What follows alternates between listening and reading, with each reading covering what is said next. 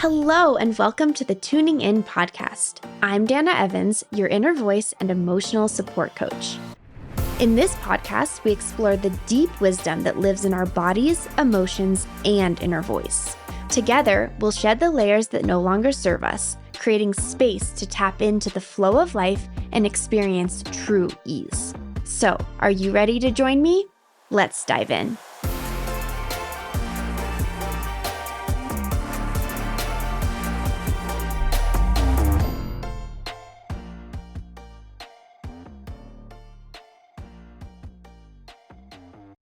Hello, and welcome to another episode of the Tuning In podcast. Today, we are continuing our emotional exploration series on the topic of sadness. As a reminder, this series is a deep dive, micro deep dive into specific emotions so that we can get a new perspective on them and actually do something about them. We talk about what the emotion is, how it expresses in the body, and what it actually needs from us in order to release. So let's dive into sadness. What is sadness? So on the emotional scale, sadness is a lower end emotion. So it's going to be on the low point of that emotional wave. It's going to usually be either in response to something external, like you have some news and it makes you feel sad, or you read something about something in the world and it activates that emotion within you, or there's this general feeling of something's missing, a sadness, a lamenting, an aching within yourself about something else that's happening, whether it's conscious or unconscious. There's a lot of sadness that just sits in our body. And specifically, I would say there's a lot of unprocessed sadness. This is something that is very prevalent in our world. There's a lot of things to be sad about, and there's a lot of things to grieve. Now, I'm not specifically going into grief today, but a lot of times when we have this kind of lingering sadness within our systems, it's usually associated with a deeper emotional experience of grief. That one can be very uncomfortable. We'll explore that on another episode, but today we're talking about the less intense emotion of sadness, but just know that it can be connected to grief and it can be connected to that really deep ache within our bodies. So, how sadness often expresses in the body is this heaviness, a slowness, a lack of motivation or oomph, a denser, stickier energy. So, I like to think of Eeyore from Winnie the Pooh. He is a really good sad example, right? He has this really heavy, dense, lethargic energy. We do know that sadness is a slower and lower emotion.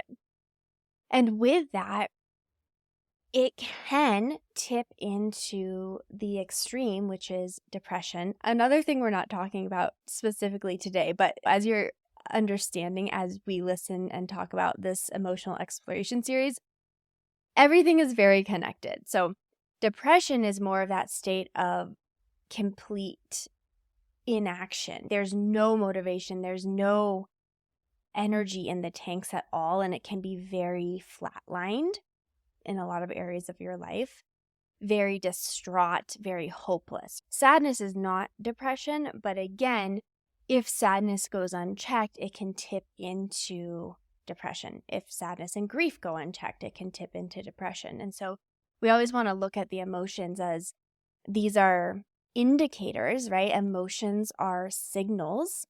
They're communication from our body that is asking us to check in. So when we're feeling sadness, when we're feeling that heaviness, that achingness within the body, it's an invitation to say, hey, my body is asking for something. It needs help, right? I'm feeling heavy. I'm feeling slow. I'm feeling like I don't have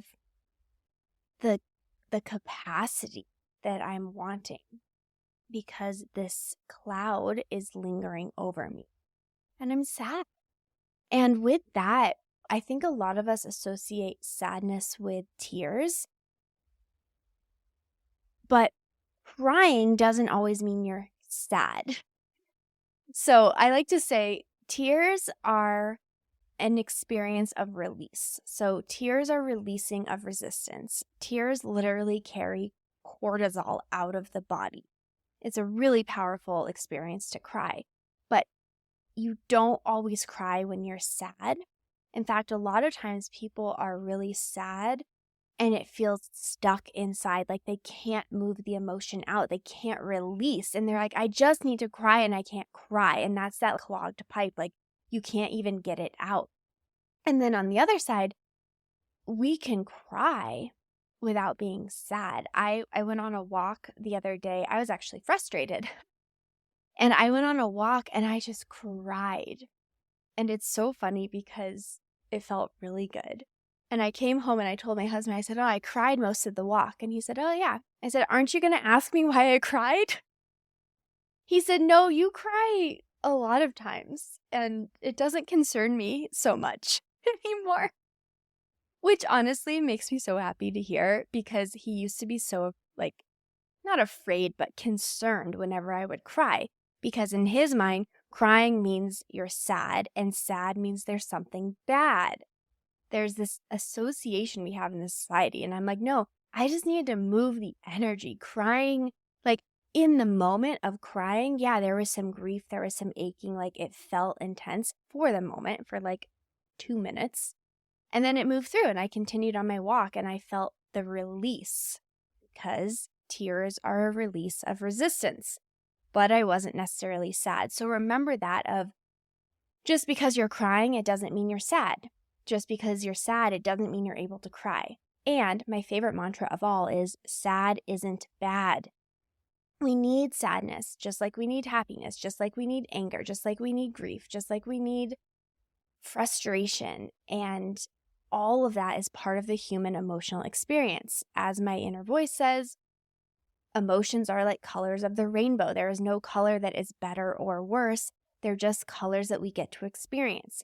We're able to have preferences on the colors, but our job isn't to avoid the colors. It's actually to be able to experience all of the colors without resistance, without a story, and then we move through the colors with more ease. And I can go from red to pink to purple, knowing that my native state, my natural state is always going to be that bliss, that peace, that calm, steady in between, which is it's not any one color. It's just this steady, I think of it like this like steady, glittering, clear light. If sad isn't bad, what do I do when I feel sad? If I'm afraid to feel sad, then I'm going to ignore it. I'm going to write it off. I'm going to avoid it. And I'm going to put a positive spin on it. So I see this happen a lot. If someone's feeling sad and someone else is uncomfortable or they're uncomfortable with that emotion, they try to put a positive spin on it. And I would say that's not really what sadness needs. It doesn't need us to say, well, it's okay. Where's the lesson? Let's learn from this. Look on the bright side. Here's the silver lining. All of those things are valuable, but don't force them on yourself. I see this a lot. I see some really amazing, wonderful people in my life that are really quick to reframe an emotion.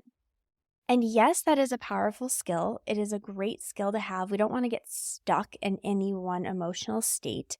We don't want to drown in the emotion. But instantly reframing an emotion the second it arises and looking for the lesson actually takes the lesson and the experience of the emotion away from you, and it silences the emotion.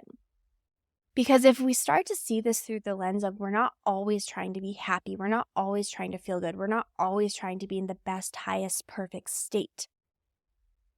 Did you hear that? That is a hugely different perspective. I think most of us are always trying to feel better all the time. Now, isn't that what health hacking is? It's like, how can I feel my best peak performance at all times? I get it. Like, as a human, we want to feel good. That's great. But part of feeling good is feeling all of the feelings, experiencing the emotions and letting them be there because they are language of your body. Your emotions are a way for your body to process energy and experiences so that your mind doesn't have to. Your mind is going to spend all this time thinking about it, analyzing it, trying to figure out how to not get there next time. It's like, okay, why did I feel sad? So I can fix the sadness so that I don't have to feel sadness again and I can protect myself from it. But you can't actually protect yourself from an emotion except by shutting down and going numb. And if any of you have been in that state, maybe you're in that state now, it doesn't feel good because numb, it's null. It's a non-emotional experience. And we as humans are here to feel the feelings and to experience emotions. We are not robots. We are emotional, energetic beings that need to feel in order to live. So feelings fuel our living. So when it comes to feeling sad, if we jump to the positive side or the silver lining or the lesson, we negate what the sadness is actually here to show us. And a lot of times it's here to show us like what you love, what you care about, what matters to you. If something makes you sad, it means you have an emotional connection to it and there's meaning there. And sitting in sadness, I think, is one of the most challenging experiences for people. Like, yes, anger is scary and challenging. Yes, anxiety is uncomfortable. We don't like feeling grief and depression and all of that. But this whole, like, we don't like feeling any of these things. I get that. It's uncomfortable. But there's something about the sadness that it's that deep yearning that think about, for example, if something happens, whatever it is that feels really sad, whether it's like a really big thing like a death or something that feels like a micro death, like something happened in your life that was lost, feels like it was lost, even if it was really small and you feel really sad about it. Think about that ache that it breaks open within you. It's like it cracks your heart open. There's that pain, that angst, the longing, the yearning of what no longer is. Oh, I can feel it. Can you feel it as I talk about it? I can feel it. I can feel it especially because I actually felt that a few days ago. Like I was in some deep sadness that came out of nowhere. And I was in that ache and I was like, oh, this is it. This is it. This is the ache. So I can speak to it really clearly right now because I just felt it. Of course, we don't want that. Of course, we want to avoid it, to push it down, to put a positive spin on it because that is a deep human emotion. It's intense. It's intense. It's painful. It's uncomfortable. It's sad. Yet, there is a remarkably powerful experience that comes with leaning into that. So one of the misconceptions that comes up with sadness is that I don't want to feel sad because I'm afraid if I let myself go into the sadness, I will drown in it. And the bigger fear, I think, is that people will tip into depression and they won't be able to get out of it, especially if you've experienced any form of depression in the past. Going into these low and slow emotions can feel very scary because it's like, I don't want to go back there. And I totally understand that. I've worked with a lot of clients on this because what happens is we shut down a whole color profile of emotions because it's like that equals that. If I get sad, I'm going to be depressed. And if I'm depressed, I'm going to be stuck in depression and I can't get out of it. And this is this like horrible cycle. And I totally understand that. And with healthy tools and healthy sadness processing, you actually are keeping yourself from going to depression because a lot of that depression, in my mind, I'm not a psychiatrist, I'm not a doctor. I feel like I have to say that in every episode. I'm not diagnosing you. But from my perspective, we're just pairing a new perspective on an old experience. Is depression is a buildup of unprocessed grief and sadness and anger and anxiety. And it's all of these unprocessed emotions that build and get so overwhelming and uncomfortable that the whole body shuts down because it doesn't know what to do with it. And that feels horrible. And so actually, when we start to realize sad isn't bad, and we start to lean into the sadness when it comes up, we realize I can go through that emotional sadness. I can grieve in that moment, whatever it is that I'm grieving, whether it's I didn't get to go on the trip I wanted, or my husband broke my favorite dish, which he did, and I was pissed. And then I cried because I was sad because that dish had meaning. I don't have to shut that down. I can go through that emotional experience and then come to the other side. And believe it or not, the other side is where the lesson is. It's not a forced lesson. It's not a forced silver lining. It's not a forced perspective. It's, oh, that was meaningful, but I still have the memory of it. And actually, I can buy another dish if I want to. I haven't bought another dish because I was sad about the dish that broke, even though I can replace it. What I was sad about is that I felt that in the breaking of the dish, the memory was lost. It wasn't. I'm just talking this through right now, by the way. I didn't know this exactly. I feel emotional.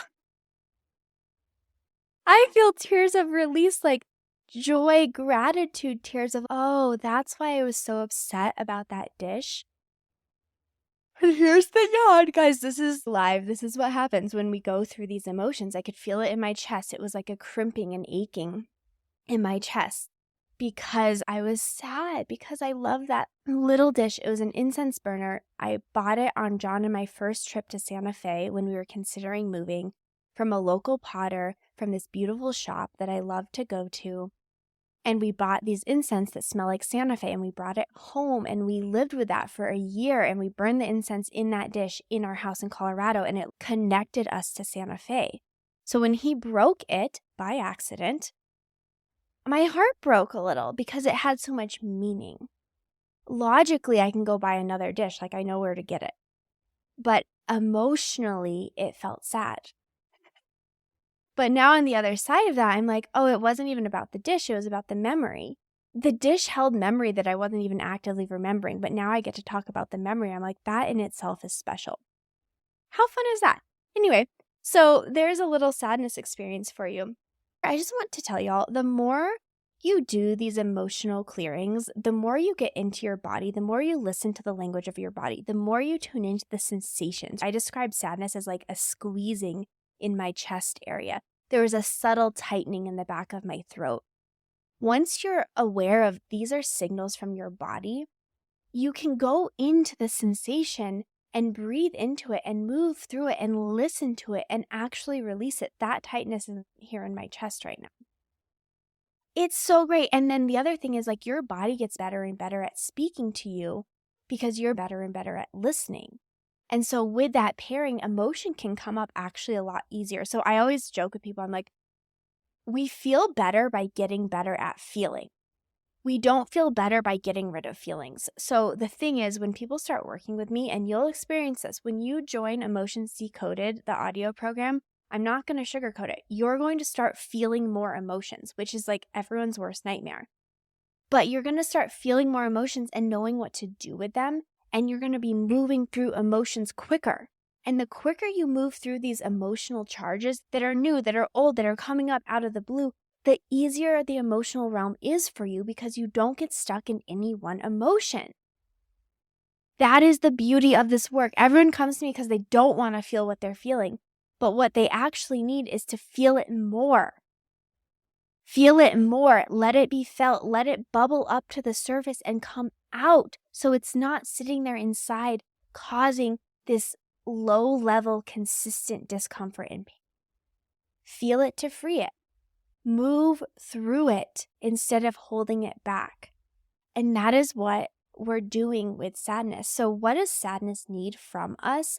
It needs compassion. It needs gentleness. It needs love, care, and understanding. Again, so often with sadness, we're like, oh, I don't want to feel this. And I feel like with sadness in particular, we often can approach it with like annoyance, frustration, maybe even a little anger. I don't want this. And we try to push it away like it's like an annoying mosquito.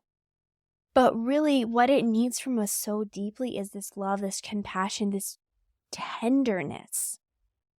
Can you give yourself that tender experience? Imagine, I always do these with emotions with clients and myself. if this was your child or your parent or your partner, someone that you care deeply about, but children are really, I think, a little easier because they're just these like innocent souls. They're so pure. If your child came to you or a child came to you and said, I'm so sad, what do you say to them? Are you going to say, get over it? I don't know. Maybe your parents said that to you and like you're working through that on your own. I hear you. Give me a call. We can do this together in one-to-one work. I feel like a lot of us, like growing up, there's intentional or not, there's a lot of emotional wounds about how to feel emotions. But right now, like in your clear space, like what do you want? You actually want to support the child and help them feel the emotion and help them release it. And you would probably say like, it's okay to be sad. So we want to take that same level of tenderness and care and gentleness and give it back to ourselves. So that is what sadness is really, truly needing from us. And again, you go into the ache, you go into the feeling, you breathe into it, you invite it forward, you tell it it's okay. And then you watch as that sensation starts to break apart and you have the emotional experience that's needed, whether you need to stomp or cry or yell or shake or collapse on the floor for a couple minutes. It won't take long and it will start to move out. So your embodiment practice from this work is that, remember, sad isn't bad. The better you are at going into the sadness means that you'll be less likely to get stuck in it and it won't tip into a heavier expression of sadness. We want to be willing to feel the low and teach our systems that it is actually safe to go there. Remember that it's a low and slow emotion, and it's just a different vibration of the body. Tears are releasing resistance from your body, and that sadness is just a way for your body to communicate something deeply matters to you, and that it's okay to feel that way. It's okay, it's okay, it's okay. So with that, if you want to go deeper into this and really have practical tools to work this into your everyday life to deal with sadness the moment it comes up, I invite you to join Emotions Decoded. I am obsessed with this program. I cannot tell you how much it's going to benefit you. It's 14 days, a private podcast. You're going to get a daily audio from me with teaching and a release practice so you can learn the language of your body, tune into the sensations that are present, and instead of avoiding them, dive into them to release them so that they are no longer unconsciously controlling you and keeping you stuck. So, as always, thank you so much for joining, and I will catch you next week on the Tuning In podcast.